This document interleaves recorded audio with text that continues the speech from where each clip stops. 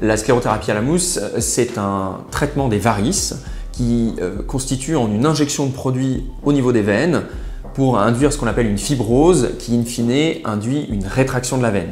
C'est un traitement très simple qui se fait en consultation. Néanmoins, c'est un traitement qui est quand même très puissant puisqu'il est comparable à la chirurgie et il est important de connaître les effets secondaires en rapport avec ce traitement. Premier effet secondaire, c'est l'apparition de petites mouches devant les yeux, de sensations de malaise, de fourmillement dans les mains, dans le visage, parfois de nausées, de vomissements qui peuvent survenir dans la ou les minutes qui suivent.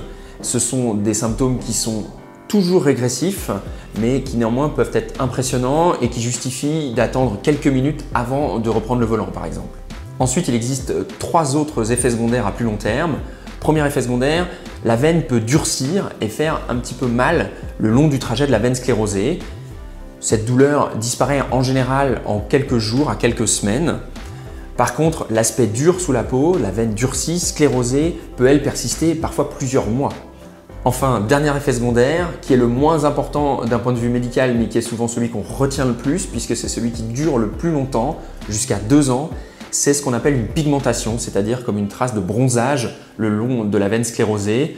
Ce qu'il faut savoir, c'est que cette trace disparaît le plus souvent toute seule, spontanément, mais que la disparition est très soumise à l'exposition au soleil. Et il faut absolument protéger cette pigmentation du soleil si on veut obtenir une disparition dans les meilleures conditions.